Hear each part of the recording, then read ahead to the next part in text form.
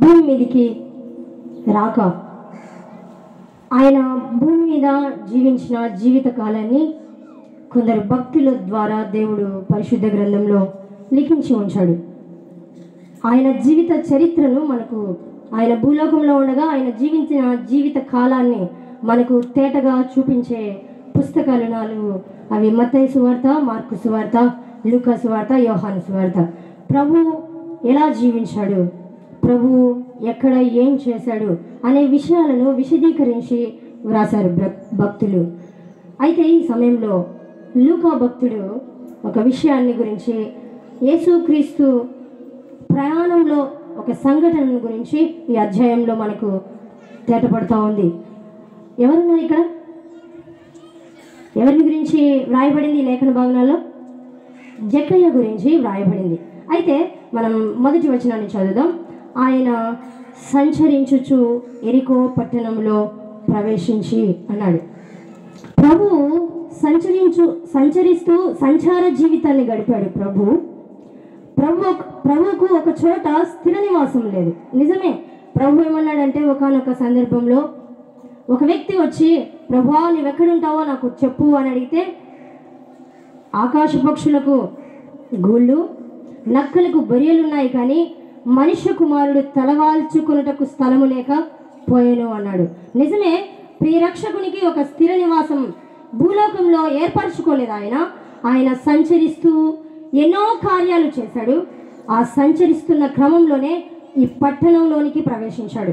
ఆయన సంచరిస్తూ ఏ పట్టణంలోనికి వచ్చాడు? ఎరికో అనే పట్టణంలోనికి వచ్చాడు. ఈ ఎరికో లేఖనాల్లో చాలా స్పష్టమైన విషయాలను మనకు తేటపరుస్తుంది. చూడండి.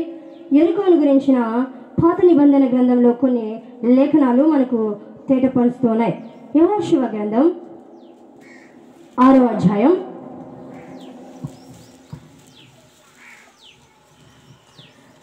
16వ వచనం 17వ వచనం చదువుదాం. 6వ అధ్యాయం 17వ వచనాన్ని ప్రాముఖ్యంగా చదువుకుందాం. ఈ పట్టణమును దీనిలోనున్నది యావత్తును యెహోవా వలన శపింపబడెను. అక్కడ ఆ పట్టణం ఏదంటే ఎరికోనే. ఎరికోను గురించి యెహోషువతో ప్రభువు మాట్లాడుతున్న ఆ మాటలు. ప్రభు చెప్పాడు, ఈ పట్టణము శపింపబడినది అన్నాడు. ఈ పట్టణం ఎలాంటిదంట? శపితమైన పట్టణం అని లేఖనం మనకు స్పష్టంగా సెలవిస్తూ ఉంది. ఎరికో శపించబడింది. కారణాలేమో మనం లోతుగా ధ్యానం చేస్తే కనిపిస్తాయి. అయితే ఎరికోకు ఒక అర్థం ఉంది. ఎరికో అనగా సువాసన గల పట్టణం. ఆ పట్టణంలో చాలా రమ్యంగా ఉండేది. ఆ పట్టణంలో ఈత చెట్లు ఉండే పట్టణం అని బైబిల్ గ్రంథంలో మనకు చాలా చోట్ల ఎరికో పట్టణం గురించి కనిపిస్తుంది. అయితే యెహోషువతో దేవుడు మాట్లాడుతూ ఈ ఎరికో శపితమైన పట్టణం అన్నాడు. ఈ పట్టణం ఎలాంటిదంటే పేరుకు సువాసన కలిగినదే కానీ ఈ పట్టణం శపితమైన పట్టణం. రెండవది చూడండి. మొదటి రాజుల గ్రంథము 2వ రాజుల గ్రంథము 2వ అధ్యాయము 19వ వచనం. అంతటా ఆ పట్టణపు వారు, ఈ పట్టణమున్న చోటు రమ్యమైనదనియు మా ఏలిన వాడమైన నీకు కనబడుచున్నది కానీ నీళ్లు మంచివి కావు, అందుచేత భూమి నిస్సారమై ఉన్నదని ఎలీషాతో అనగా అతడు కొత్త పాత్రలో ఉప్పు వేసి నా యొద్దకు తీసుకొని రండని వారితో చెప్పాను. ఇక్కడ ఎలీషా భక్తుడు తన గురువైన ఏలియాను విడిచిపెట్టి ఇక ఆయన పరమునకు కొనిపోగా ఈ ఎలీషా ఒంటరివాడిగా మిగిలిపోయిన తరుణంలో ఆ పట్టణానికి సమీపించాడు ఎలీషా. ఆ సందర్భంలో తన చుట్టూ ఉన్న శిష్యులు ఈ మాటలు చెబుతూ ఉన్నారు. అయ్యా, ఈ పట్టణం చూస్తున్నారు కదా, ఈ పట్టణం చాలా రమ్యమైనది, చూడడానికి చాలా బాగుంది, ఇట్స్ బ్యూటిఫుల్ ప్లేస్ అని చెప్తూ ఉన్నారు. అయితే భూమి నిస్సారమైనది, నీళ్లు మంచివి కాదు అన్నాడు. ఎరికో భూమి నిస్సారమైనది, సారము లేని భూమి అది. ఎరికో నీళ్లు మంచి నీళ్లు కావు. ఎరికో శపించబడినది. రెండవది, ఎరికో భూమి నిస్సారమైన భూమి. ఎరికో నీళ్లు చెడిపోయిన నీళ్లు. ఇలాగ జ్ఞాపకం చేసుకుందాం. యేసు ప్రభువు సంచరిస్తూ యెరికో లోనికి ప్రవేశించాడు. అంటే ఇలాగూ మనం ధ్యానం చేస్తే బాగుంటుంది. శపించబడిన పట్టణంలోనికి ఎవరు ప్రవేశించారు? ప్రభువు ప్రవేశించాడు. నిసారమైన భూమి అక్కడ ఉండగా ఆ పట్టణంలోనికి ప్రవేశించాడు. చెడిన నీళ్లు కలిగిన ఆ పట్టణంలోనికి ప్రభువు ప్రవేశించాడు. నిజమే, దేవుని గురించిన మాటలు ఎలా ఉంటాయంటే, ఆయన పరిశుద్ధుడు, పరిశుద్ధుడు, పరిశుద్ధుడు, భూత వర్తమాన భవిష్యత్ కాలముల యందు సర్వాధికారియగు దేవుడు అని వ్రాయబడి ఉంటాయి. ఆయన పరిశుద్ధుడు, పాపము లేనివాడు, ఆయన నిర్దోషి, నిష్కపటుడు, నిరపరాధి. అలాంటి ప్రభువు ఎక్కడికి వచ్చాడు? శాపగ్రస్తమైన ప్రదేశానికి వచ్చాడు. ఎక్కడికి వచ్చాడు? నిసారమైన ప్రాంతాల్లోనికి వచ్చాడు. ఎక్కడికి వచ్చాడు? చెడిపోయిన ప్రదేశాల దగ్గరికి వచ్చాడు. ఆయన సంచరిస్తూ యెరికో పట్టణంలోనికి ప్రవేశించను. యెరికో పట్టణాన్ని కట్టినవాడు తన జ్యేష్ఠ కుమారుణ్ణి కోల్పోతాడు. యెరికో పట్టణపు తలుపులు నిలబెట్టినవాడు తన కనిష్ట పుత్రుణ్ణి కోల్పోతాడు అని యెహోషువ గ్రంథంలో 6వ అధ్యాయంలో చివరి వచనాల్లో మనకు కనిపిస్తాయి.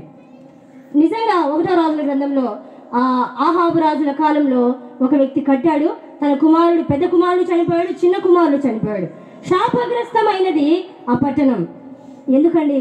ఆది కాండంలోనే మనిషి శపించబడ్డాడు. మనం ఆది కాండంలోనికి వెళ్తే 3వ అధ్యాయం 7-8 వచనాలు, మనకు 17-18 వచనాలు చాలా స్పష్టంగా కనిపిస్తాయి.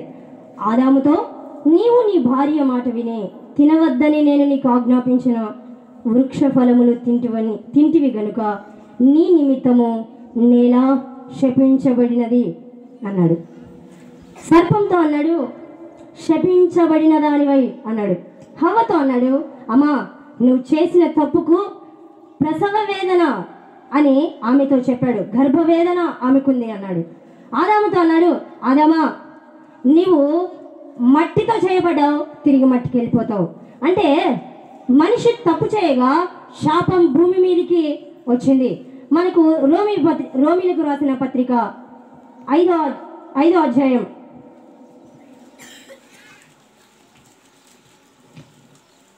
12-13 వచనాలు ఇలాగుంటాయి.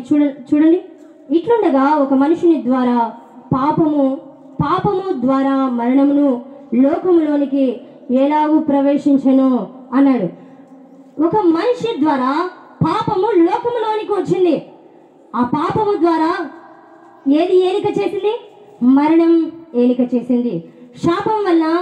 పాపం వల్ల శాపం వచ్చింది. ఆ శాపం మనల్ని ఎక్కడికి తీసుకెళ్ళింది? మరణానికి తీసుకెళ్ళింది. నిజమే, మనం శపితమైన జీవితాలను కలిగినటువంటి వారిగా మన జీవితాలను మనం పరీక్ష చేసుకోగా మనకు అర్థమవుతుంది. దేవుడు సంచరిస్తూ ఆ శపించబడిన పట్టణంలోనికి ప్రవేశించాడు. నిసారమైన ఆ ప్రాంతంలోనికి ప్రభువు ప్రవేశించాడు. చెడిన నీళ్లు కలిగిన ఆ ప్రాంతంలోనికి ప్రభువు ప్రవేశించాడు. ఇలాగూ మనం అర్థం చేసుకుందాం. మన జీవితాలు ఆశీర్వాదకరమైనవి కావు ఒకప్పుడు. మన జీవితాలు శాపగ్రస్తమైనవి ఒకప్పుడు. మన జీవితం ఎవరికి ఉపయోగపడదు, నిస్సారమైన జీవితం. మన జీవితం ద్వారా ఇతరులకు కొంతైనా మేలు చేయలేని వారిని. అలాంటి మన దగ్గరికి ఎవరు వచ్చారు? ప్రియరక్షకుడు మన చెంతకు వచ్చాడు. మనం ముందున్న లేఖనాలను ధ్యానం చేద్దాం. లూకా సువార్త 19వ అధ్యాయం. దాని గుండా పోవుచుండెను అన్నాడు. శాపం లోకంలోనికి రాగా లోకంలోనికి మరణం ప్రవేశించింది. మరణం మనుషులందరినీ ఏలిక చేస్తూ మనుషులందరినీ భయకంపితులను చేస్తుంది. ఏ వ్యక్తి మరణించేటప్పుడు సంతోషంగా వెళ్ళగలడు? ఎవరైనా నేను సంతోషంగా సమాధికి వెళ్తున్నాను అన్నవాళ్ళు ఉన్నారా? ఎవరూ లేరు. కారణం, మరణం ప్రతి మనిషిని భయపెడుతుంది. మరణించేటప్పుడు మనిషి ఒళ్ళు వణుకుతుంది. ఎందుకంటే మరణం మనల్ని ఏలిక చేస్తున్నందుకు మనం ఏమయ్యాం? శాపగ్రస్తులమయ్యాం. నిజమే, పాపం భూమి మీదికి రాగా దాని ద్వారా శాపం ద్వారా మరణం లోకానికి వచ్చాయి. అయితే ప్రియరక్షకుడు ఈ శాపాన్ని తీసివేయడానికే పట్టణంలోనికి ప్రవేశించాడు. ఆయన దాని గుండా పోచుండెను. అయితే ఇక్కడ ఒక వ్యక్తి ఉన్నాడు. ఈ శాపగ్రస్తమైన పట్టణంలో ఈ నిసారమైన పట్టణంలో ఒక వ్యక్తి ఉన్నాడు. ఆ వ్యక్తి 2వ వచనంలో మనకు కనిపిస్తున్నాడు. చూడండి, ఇదిగో సుంకపు గుత్తదారుడును ధనవంతుడనైన జక్కయ్య అను పేరు గల ఒకడు అని వ్రాయబడింది. ఈ జక్కయ్య ఈ చీఫ్ ట్యాక్స్ ఫార్మర్. ఈయన ఒక ట్యాక్స్ని కలెక్ట్ చేసేవాడు. రెండవది ధనవంతుడిగా ఉన్నాడు ఈ జక్కయ్య. మూడవది మనం కింద చూస్తే మనకు విషయం అర్థమవుతుంది. వాళ్ళు అన్నారు, పాపి అయిన మనుషుని యొద్దకు బస చేయడానికి వెళ్ళాడు అని వ్రాయబడి ఉంటుంది. జక్కయ్యకు ఒక అధికారిగా ఉన్నాడు జక్కయ్య. రెండవది ధనవంతుడిగా ఉన్నాడు. మూడవది వ్యక్తి ఎలాంటి వాడు? పాపిష్టి అయిన మనుషుడుగా ఉన్నాడు. నిజమే, అధికారం ఉన్న మాట వాస్తవం. అధికారాన్ని అడ్డు పెట్టుకొని ధనం సంపాదించాడు ఈ వ్యక్తి. దేవుడు మనకు అధికారాన్ని ఇచ్చేది ఇతరులకు సేవ చేయడానికి, మనం గొప్పవడానికి కాదు. ఇతరులకు సేవ చేసి మనకిచ్చిన అధికారాన్ని వినియోగపరచుకోవాలని దేవుడిస్తాడు. కానీ ఈ వ్యక్తి తనకున్న అధికారాన్ని బట్టి ధనవంతుడయ్యాడు. నేటి దినాల్లో ఇలాంటి పరిస్థితులు కోకొల్లలుగా కనిపిస్తాయి. గవర్నమెంట్ వారు ఒక ఆఫీసర్గా సెలెక్ట్ చేస్తే దాన్ని అడ్డు పెట్టుకొని ఎంతమంది ఎన్ని విచిత్ర పనులు చేస్తారు. వారు కోటీశ్వర్లు అవుతున్నారు. వారి దగ్గరకు వచ్చే ప్రజలు మాత్రం బీదలుగానే మిగిలిపోతున్నారు. ఈ జక్కయ్య సుంకపు గుత్తదారుడే, అయితే తన అధికారం వల్ల ధనవంతుడయ్యాడు. ఆ ధనవంతుడిగా మారడమేనేమో ఆయన్ను ప్రజలలో ఒక పాపిష్టి వ్యక్తిగా ఏనెత్తి చూపించడానికి కారణమైంది. చూడండి, ఆ వ్యక్తి ఏం చేయాలనుకున్నాడో. యేసు ఎవరో అని చూడగోరేను కానీ పొట్టివాడైనందున జనులు గుంపు కూడి ఉండుట వలన చూడలేకపోయాను. ధనవంతుడుగా ఉన్నాడు. తన చుట్టూ ఉన్న ప్రాంతంలో ఎన్నో అవినీతి పనులు చేశాడు. ఒక అధికారిగా చెలామణి అవుతున్నాడు.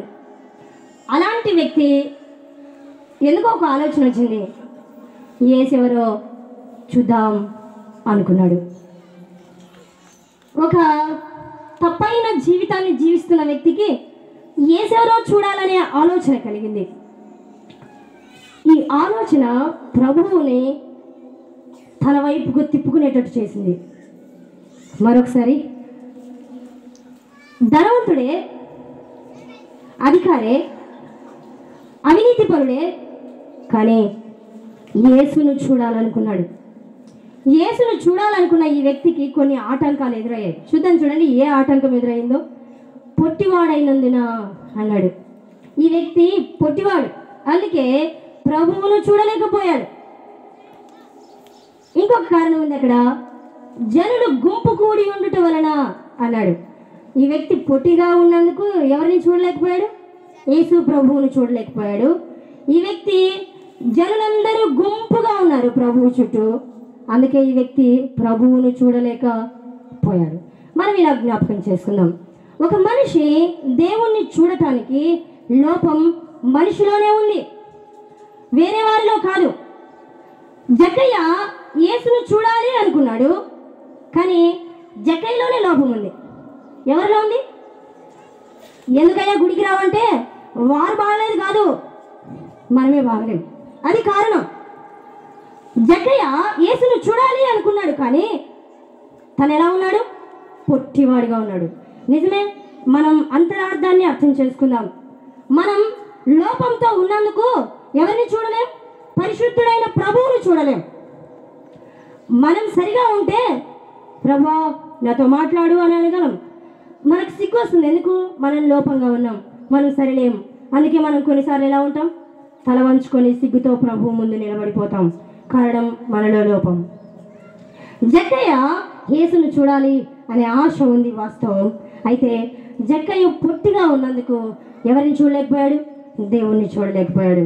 అమ్మా అయ్యా, మనలో లోపం పెట్టుకొని ప్రభువుని చూడాలని ఆశపడితే అది కాబోలు అసాధ్యమేమో. అయితే ఇంకొక కారణం కూడా ఉంది. జనులు గుంపుగా ఉన్నందుకు జక్కయ్య చూడలేకపోయాడు. నిజమే, తన లోపం ఒకవైపు ఉంది, సమాజం నుంచి కూడా ఒక అడ్డు ఉంది జక్కయ్యకు. ముందే పొట్టివాడు, జనులందరూ గుంపుకుని ఉన్నారు. ఎంతమంది ఉన్నారో తెలియదు. ఒకనొక రోజే 5,000 మంది పురుషులకు దేవుడు ఆహారాన్ని ఇచ్చాడు. అలాంటి ప్రభువు వెంబడి ఇంకెంతమంది ఉంటారు? చాలా మందే ఉంటారు అక్కడ. కానీ ఆ గుంపు ఈ వ్యక్తికి ఎలా ఉంది? అడ్డుగా ఉంది.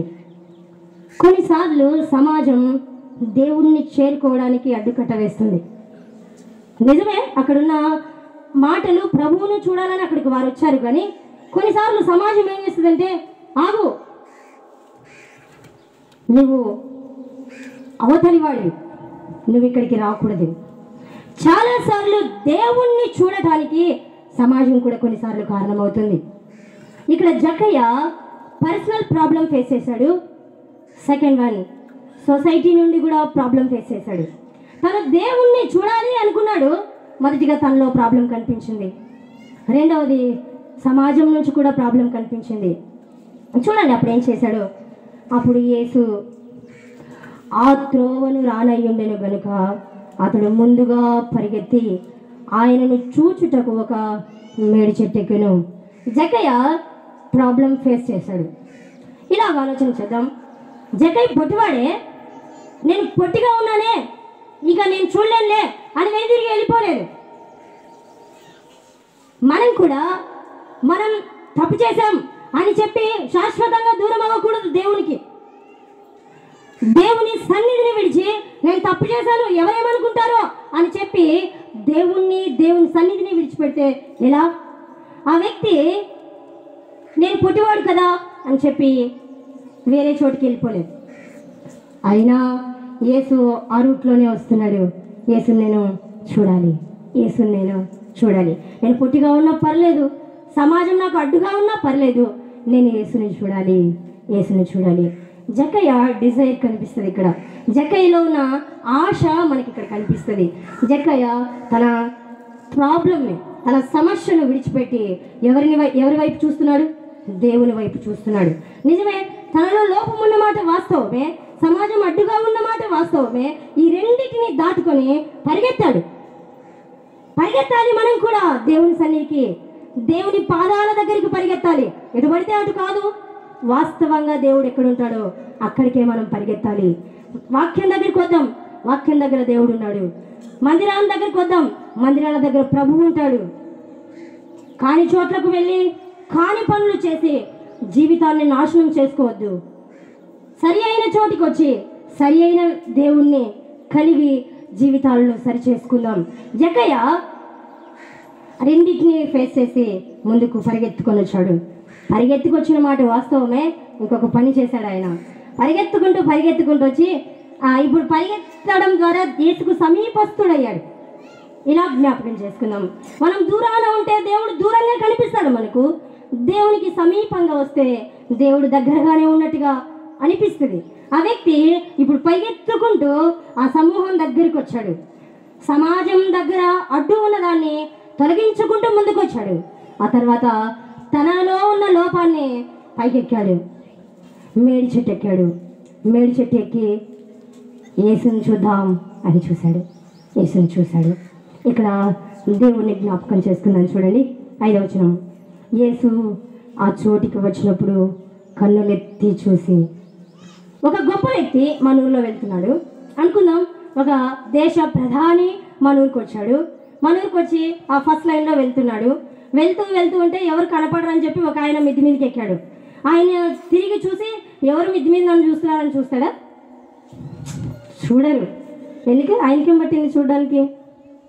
కానీ ప్రభు ఎంత గొప్పవాడు, ప్రభువుకి ఎంత ప్రేమ ఉంది. చూడండి, యేసు ఆ చోటికి వచ్చినప్పుడు కన్నులెత్తి జక్కయ్యను చూశాడు. నిజమే కదా, ఒక వ్యక్తి దగ్గరికి, ఒక వ్యక్తి కోరిక దగ్గర దేవుడు ఆగిపోయాడు. ఒక వ్యక్తికి కోరిక ఉంది. ఏ కోరిక? దేవుణ్ణే చూడాలనే ఆ కోరిక దగ్గర యేసు ప్రభు ఏమయ్యాడు? ఆగిపోయాడు. వచ్చినప్పుడు కనులెత్తి జక్కయ్యను చూశాడు. అయ్యా, అమ్మా, నీకు ఆ కోరిక ఉందా? యేసును చూడాలనే కోరిక, యేసు ప్రభువుని గురించి తెలుసుకోవాలనే కోరిక నీకుంటే తప్పక ప్రభు ఆగుతాడు. నీ కోరికను సిద్ధింపజేసే దేవుడు ఆయన. నీ ఆలోచన యావత్తు సఫలపరిచే దేవుడు ఆయన. ఆయన ఆ కోరిక దగ్గర నిలిచి జక్కయ్య వైపు చూశాడు. ఎవరు చూడగలరు? ఏ గొప్ప వ్యక్తి చూడగలరు? తుఫానును గద్దించిన వ్యక్తి 5 రొట్టెలతో దరిదాపులా 20-30 వేల మందికి ఆహారాన్ని ఇచ్చాడు. అక్కడ దయ్యాలను వదిలిపెట్టించాడు, మరణాన్ని శాసించాడు. అలాంటి గొప్ప వ్యక్తి ఒక పాపిష్టి మనిషి దగ్గర ఆగిపోయాడు. ఈ మాట ఎంత శ్రేష్టమైనది! మనమేం గొప్పవారమా? కాదే. మనమేం శ్రేష్ఠులమా? అలాంటి వారిని కూడా కాదే. కానీ బలహీనమైన మన దగ్గరికి వచ్చి ప్రభు ఆగాడు. ప్రభు ఆగాడు.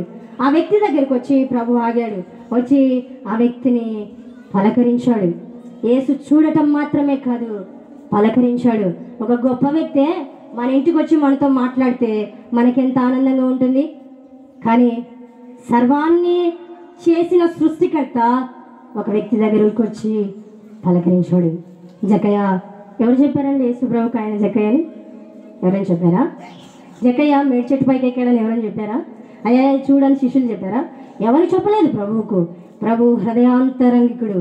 ఆయన హృదయాన్ని పరిశోధించేవాడు, హృదయపు యొక్క ఆలోచనలను పరిశోధించేవాడు. జక్కయ్య యొక్క హృదయంలో నుండి వచ్చే ఆశను దేవుడు చూశాడు.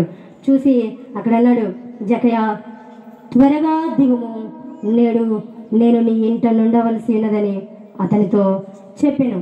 జక్కయ్య పైకెక్కాడు. ఎందుకోసం? కేవలం చూడడానికి. ఈ వ్యక్తి ఎలా ఉంటాడో, నేను చాలా తప్పులు చేశాను, ట్యాక్స్ కట్టించుకోవడానికి పోయి నేను దండుకోవడానికి ఎన్నో కట్టించుకున్నాను. ఈ వ్యక్తి ఏం చేయడంట, కానీ ఇంత ప్రసిద్ధి ఎలా చెందాడు ఈ వ్యక్తి? నేనేమో ఇంత ఐశ్వర్యవంతుడయ్యాను, ఆ వ్యక్తి దగ్గర ఏం లేదంట, కానీ ఎలా ప్రసిద్ధి పొందాడు అని జక్కయ్య కాబోలు ఆలోచించాడేమో. అయితే చూడాలి అని అనుకున్న జక్కయ్యతో దేవుడు నేరుగా మాట్లాడాడు. అమ్మాయ ఈ మధ్యాహ్న కాలం వేళ నేరుగా ప్రభు మనతో మాట్లాడుతున్నాడు. నిలబడిన నేను వట్టిదాన్ని, కానీ బైబిల్ దేవుని వాక్యం సజీవమైంది. నేటికి నాటికి ఎల్లప్పుడూ ఆ వాక్యం సజీవమైంది.